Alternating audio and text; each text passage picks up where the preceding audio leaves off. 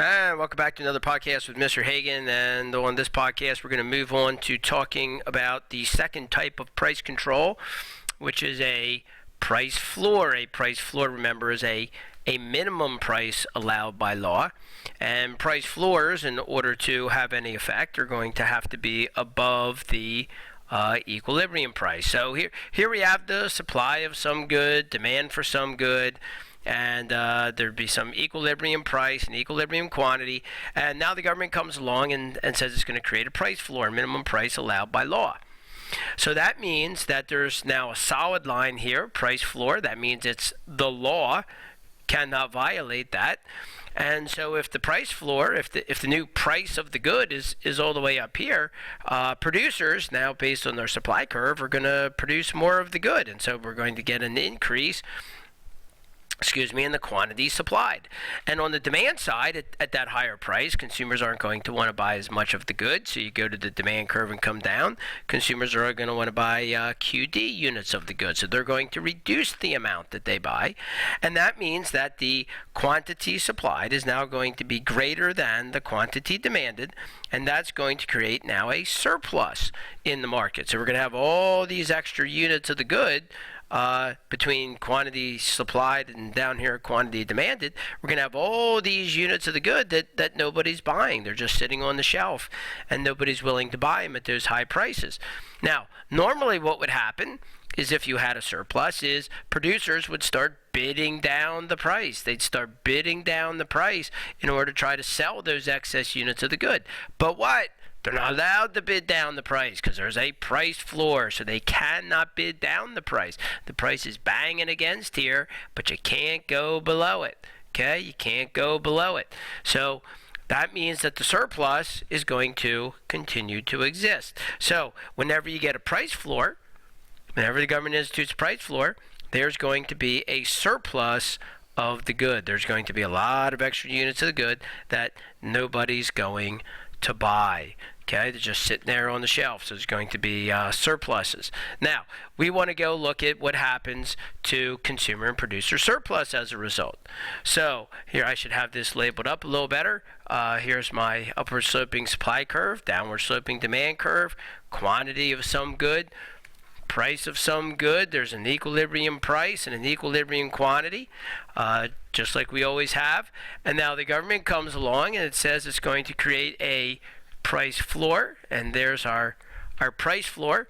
And now we want to say what's going to happen to consumer and producer surplus. So let's say, first of all, if there was not a price floor, if there was no price floor, then we'd be at this equilibrium price right here. The price would be P1, and consumers would buy Q1 units of the good. Producers would sell Q1 units of the good. That would be our equilibrium. So the consumer surplus would be the area below the demand curve. This is all normal stuff that we talked about on previous videos. Be below the demand curve and above the price. So the consumer surplus would be areas A, B, and D. Consumer surplus would be areas A, B, and D.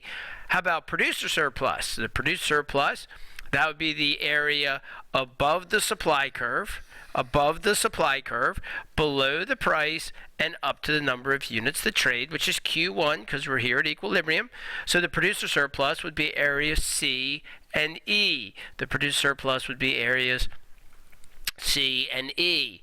Now, what happens after the price floor? If we institute a price floor, then what's going to happen as a result? Well, now the new price is going to be here at PF. And remember what I said on the previous video. At that price floor, you go to the first curve that you hit. In this case, it's going to be the demand curve. You go to the first curve you hit, and that's where all trade is going to stop. There will be no trade beyond this point. Why will there be no trade beyond this point?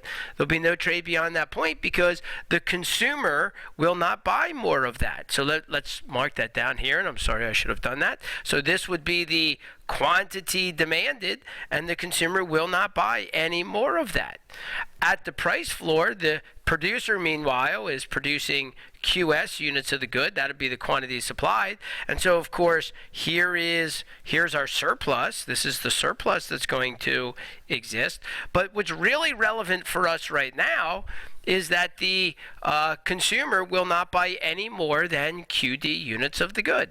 So all trade's going to stop here. The producer's going to produce all these extra units, but the consumer will not buy them. All trade will stop here. And so now we do the same thing that we did on the previous video, and that is to say, where's the new consumer surplus? Well, the new consumer surplus is going to be the area, just like it always is, below the demand curve, above the new price, which is going to be PF, up to the number of units to trade, which is going to be QD. So the new consumer surplus is going to be area A.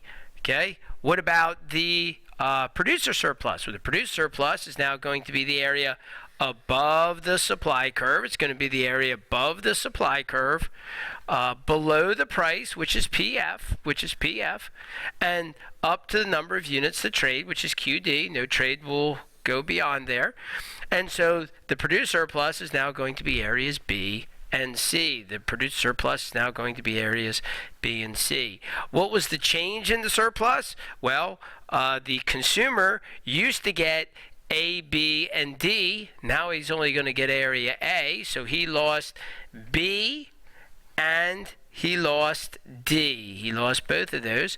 Now, B went somewhere. That just didn't disappear. B went to the producer. So the producer used to get areas C and E.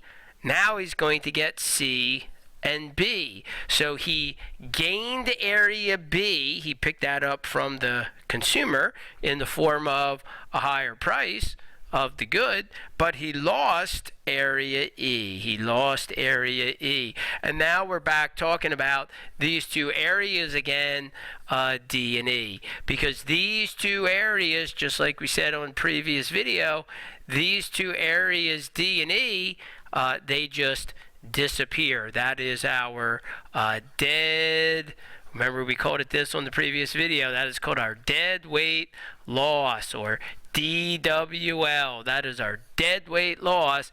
Henry Hazlitt called it what is unseen. It's the happiness that would have happened from trade but never did because of the price floor. It's the happiness that would have happened but never did because of the price floor. Why? Because had the price floor not been there, consumers and producers would have traded all the way up here at Q1. But because of the price floor, they only trade here at QD. So this distance right here from QD to Q1, to the equilibrium quantity, that represents the goods that would have been consumed, that would have been produced, that would have given happiness to both the consumer and the producer, but it never happens because of the price floor. It's the happiness that would have happened, but never did because of the price floor. So whether you have a price ceiling or a price floor, it's always going to create some form of deadweight loss, some form of lost happiness to society. This has been Mr. Hagan on another Econ podcast. Thanks for joining me, and we'll see you on the next podcast.